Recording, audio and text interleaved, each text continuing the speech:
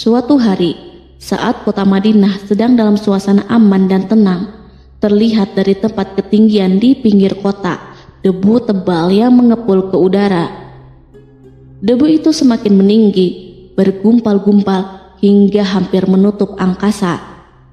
Angin yang bertiup menyebabkan gumpalan debu dari butiran-butiran pasir Sahara yang lembut dan terbang menghampiri pintu-pintu rumah di Madinah dan berhembus dengan kuatnya di jalan-jalan. Orang-orang menyangka ada badai yang menyapu dan menerbangkan pasir, tetapi kemudian dari balik tirai debu itu mereka mendengar sebersit kabar tentang kedatangan kafilah besar yang panjang. Tak lama kemudian, 700 kendaraan yang syarat dengan muatannya memenuhi jalan-jalan yang mengguncang Madinah. Orang-orang saling memanggil dan mengajak sesamanya untuk menyaksikan keramaian ini, serta turut bergembira atas kedatangan harta dan rezeki yang dibawa kafilah itu.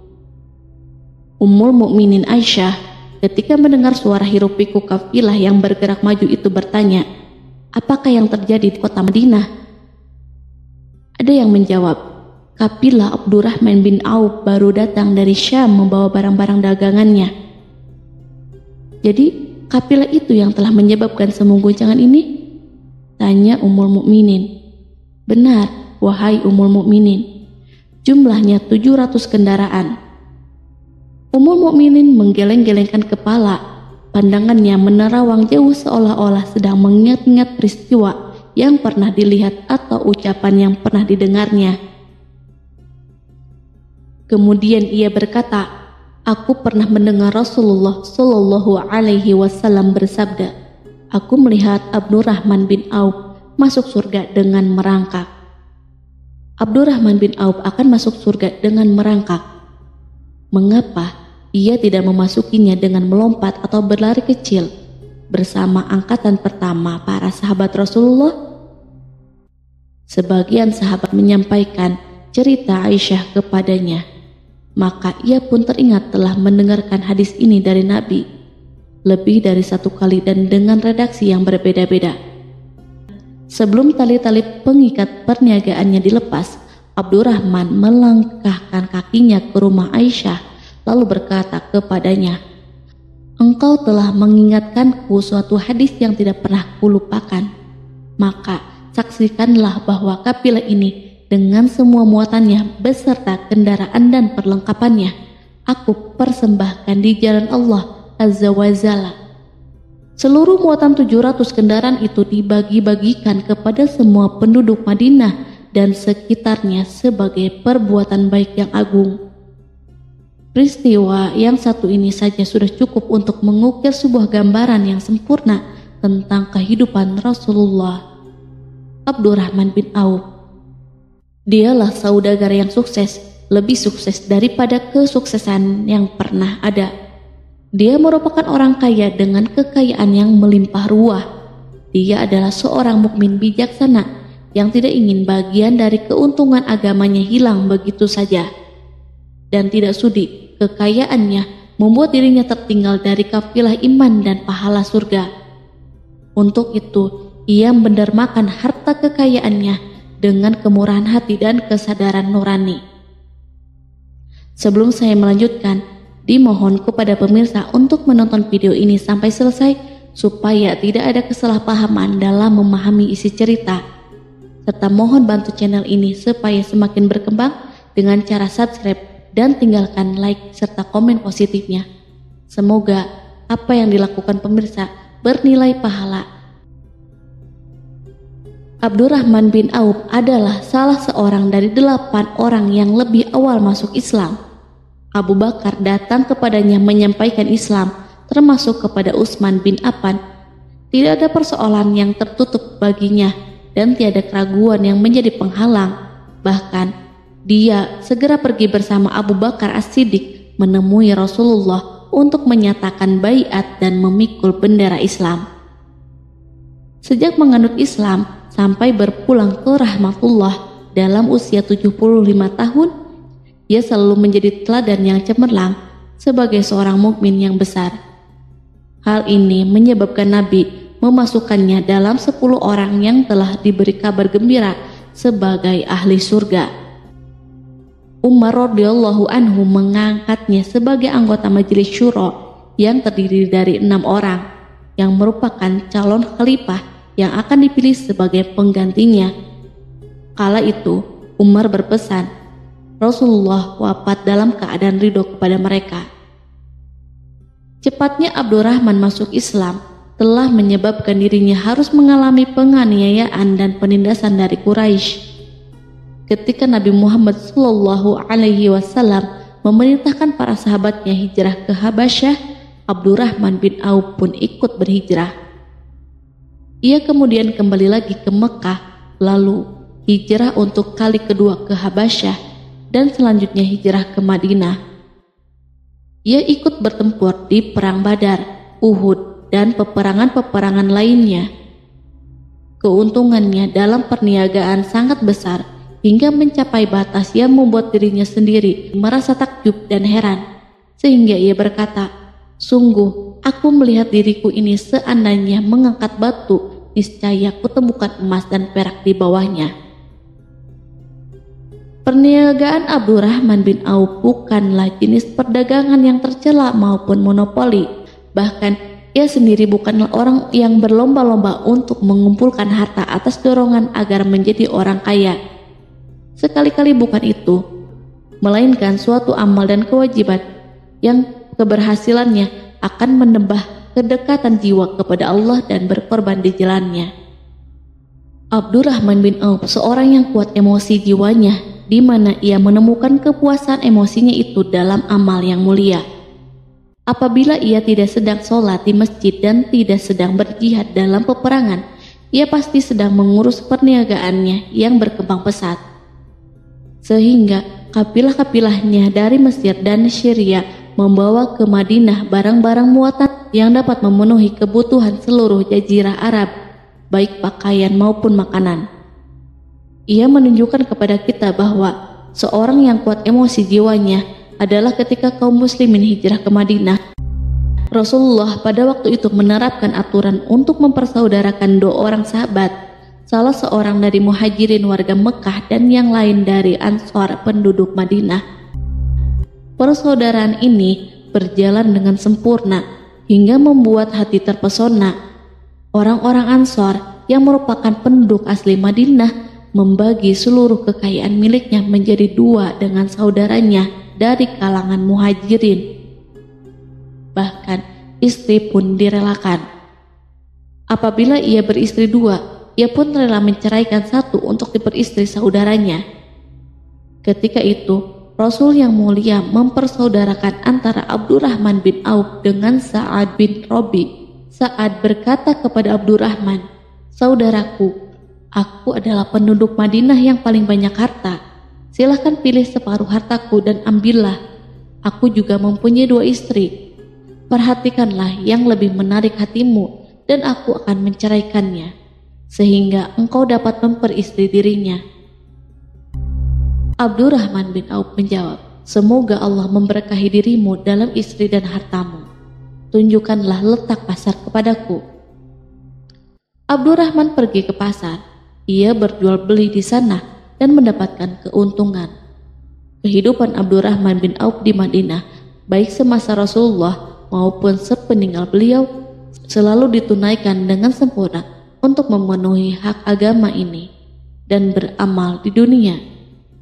Perniagaannya sukses dan menguntungkan, seperti diungkapkan sendiri bahwa seandainya ia mengangkat batu dari tempatnya, pasti ia akan mendapatkan emas dan perak di bawahnya. Salah satu faktor yang membuat perniagaannya berhasil dan mendapatkan berkah adalah karena ia sangat selektif untuk berniaga yang halal dan benar-benar menjauhkan diri dari segala bentuk jual beli yang haram, bahkan yang subhat sekalipun. Selain itu, faktor yang menambah kejayaan dan keberkahannya adalah labanya yang bukan untuk Abdurrahman bin Auf sendiri, melainkan di dalamnya terdapat bagian Allah yang ia penuhi dengan baik. Ia menggunakan hartanya untuk memperkokoh hubungan kekeluargaan dan mengeratkan tali persaudaraan, serta menyediakan perlengkapan yang diperlukan tentara Islam. Bila total perniagaan dan kekayaan yang lainnya ditambah keuntungan yang diperolehnya dihitung, jumlah kekayaan Abdurrahman bin Auf itu dapat diperkirakan dengan memperhatikan jumlah yang dibelanjakan di jalan Allah. Suatu hari ia mendengar Rasulullah bersabda, "Wahai Ibnu Auf, engkau termasuk golongan orang kaya dan engkau akan masuk surga dengan merangkak. Karena itu, pinjamkanlah kekayaan itu kepada Allah agar Dia mempermudah langkahmu." Sejak ia mendengar nasihat Rasulullah ini dan menyediakan bagi Allah pinjaman yang baik, Allah justru semakin melipat gandakan kekayaannya hingga berlimpah ruah. Suatu hari, ia menjual tanah seharga 40.000 dinar. Kemudian uang itu dibagi-bagikan untuk semua keluarganya dari Bani Juhroh, untuk para istri Nabi, dan untuk kaum muslim yang miskin. Pada kesempatan lain, ia menyerahkan 500 ekor kuda untuk perlengkapan tentara Islam. Pada hari yang lain, ia menyerahkan 1.500 kendaraan unta. Menjelang wafat, ia mewasiatkan 50.000 dinar untuk diinfakkan di jalan Allah. Ia juga berwasiat bagi setiap orang yang ikut perang Badar dan masih hidup, masing-masing mendapat 400 dinar. Hingga Utsman bin Affan juga mengambil bagian dari wasiat itu, meskipun termasuk orang kaya. Ia berkata, harta Abdurrahman bin Auf halal lagi bersih, dan memakan harta itu membawa keselamatan dan keberkahan. Ibnu Auf adalah seorang yang mengendalikan hartanya, bukan dikendalikan oleh hartanya. Sebagai buktinya, ia tidak mau celaka dengan mengumpulkan dan tidak menyimpannya. Bahkan ia mengumpulkannya dengan tetap merendahkan hati dan dari jalan yang halal. Kemudian, harta itu tidak ia nikmati untuk kepentingannya sendiri, melainkan untuk dinikmati bersama keluarga, kerabat, rekan-rekan, dan masyarakat seluruhnya. Karena begitu luas pemberian serta bantuannya, ada yang mengatakan seluruh penduduk Madinah berserikat dengan Abdurrahman bin Auf pada hartanya. Sepertiga dipinjamkannya kepada mereka, sepertiga lagi dipergunakannya untuk membayar utang-utang mereka, dan sepertiga sisanya dibagi-bagikan kepada mereka.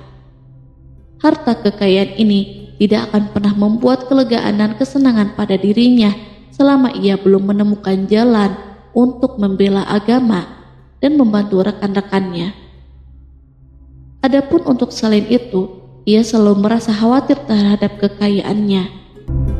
Suatu hari dihidangkan kepadanya makanan untuk berbuka, karena waktu itu sedang berpuasa. Ketika pandangannya tertuju pada hidangan tersebut, selera makannya pun bangkit. Namun ia justru menangis sambil berkata, "Mus'ab bin Umair telah gugur sebagai syahid, dan ia jauh lebih baik daripada aku. Ia hanya mendapatkan kapan sehelai kain yang jika ditutupkan ke kepalanya maka kelihatan kakinya, dan jika ditutupkan ke kedua kakinya terbukalah kepalanya.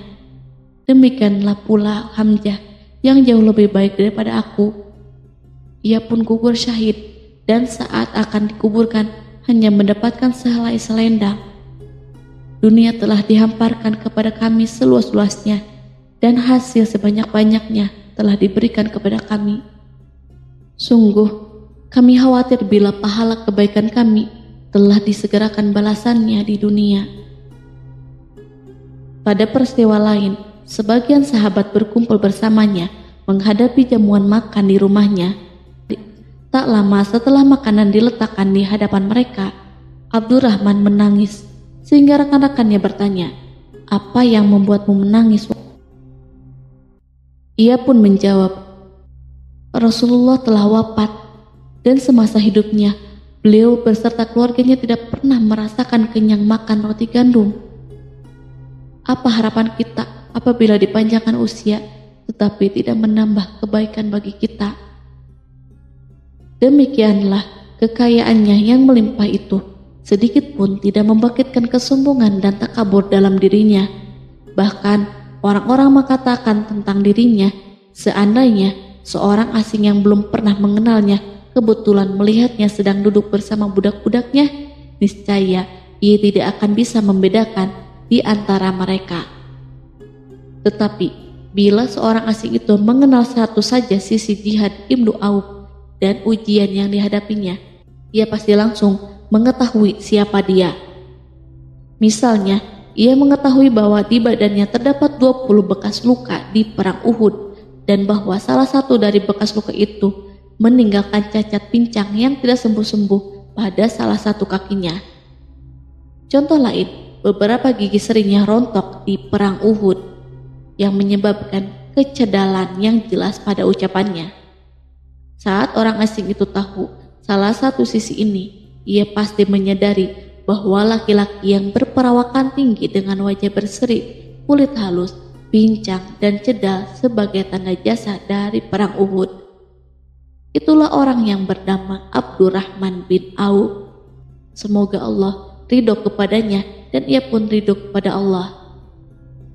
Kita sudah terbiasa memperhatikan tabiat manusia bahwa harta kekayaan itu biasanya menyebabkan seseorang terlalu gandrung untuk memiliki pengaruh guna melindungi kekayaan mereka dan melipat gandakan pengaruh itu.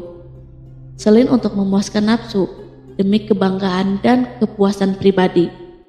Semua ini merupakan sifat yang bisa dibangkitkan oleh kekayaan.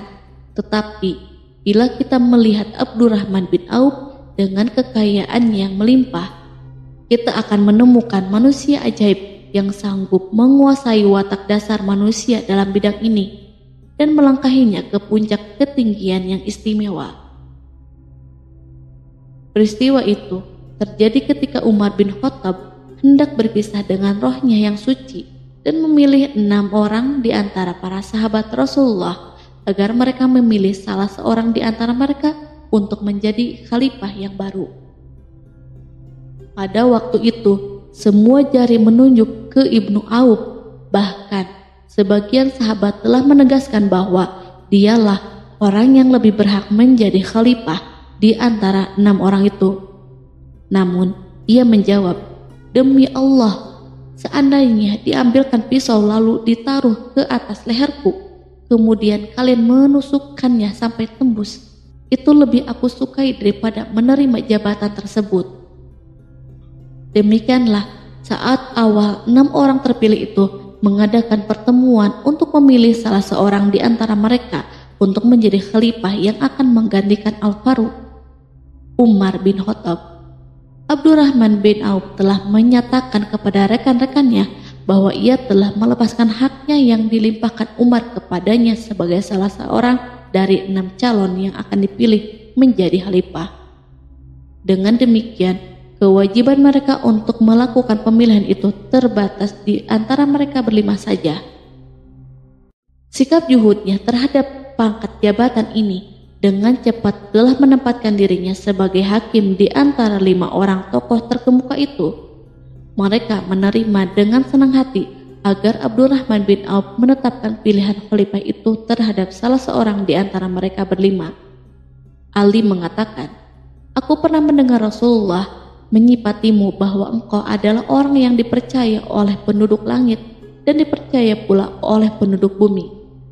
Ibnu Auf akhirnya memilih Utsman bin Affan untuk jabatan khalifah dan yang lainnya pun menyetujui pilihannya. Itulah hakikat seorang laki-laki yang kaya raya dalam Islam. Apakah Anda telah memperhatikan bagaimana Islam telah mengangkat dirinya jauh di atas kekayaan dengan segala godaan dan penyesatannya itu, dan bagaimana ia menempa kepribadiannya dengan sebaik-baiknya? Pada tahun 32 Hijriah, tubuhnya berpisah dengan rohnya. Ummul Mukminin Aisyah ingin memberinya kemuliaan khusus yang tidak diberikan kepada orang lain, dengan memberikan usulan kepadanya ketika ia masih terbaring di ranjang menuju kematian agar bersedia dikuburkan di pekarangan rumahnya, berdekatan dengan Rasulullah, Abu Bakar, dan Umar. Namun, ia memang seorang muslim yang telah dididik Islam dengan sebaik-baiknya, sehingga merasa malu bila dirinya diangkat dan disandingkan dalam kedudukan tersebut. Selain itu, ia telah membuat janji dan ikrar yang kuat dengan Utsman bin Maz'un, yakni jika salah seorang di antara mereka meninggal sesudah yang lain, hendaklah ia dikuburkan di dekat sahabatnya itu. Saat rohnya bersiap-siap memulai perjalanan yang baru, air matanya meleleh, sedangkan lidahnya bergerak-gerak mengucapkan kata-kata, "Aku khawatir dipisahkan dari sahabat-sahabatku karena kekayaanku yang melimpah ruah." Namun, ketenangan dari Allah segera menyelimutinya. Lalu senyuman tipis menghiasi wajahnya disebabkan suka memberi cahaya dan kebahagiaan yang menenteramkan jiwa. Ia memasang telinganya untuk menangkap sesuatu, seolah-olah ada suara yang lembut, merdu yang datang mendekat. Ia sedang mengenang kebenaran sabda Rasulullah yang pernah beliau ucapkan, "Abdurrahman bin Auf di dalam surga." Ia barangkali juga sedang mendengarkan janji Allah dalam kitabnya. Orang yang menginfakkan hartanya di jalan Allah, kemudian tidak mengiringi apa yang dia infakkan itu dengan menyebut-nyebutnya dan menyakiti perasaan penerima, mereka memperoleh pahala di sisi Rob mereka. Tak ada rasa takut pada mereka dan mereka tidak bersedih hati. Quran Surat Al-Baqarah ayat 262.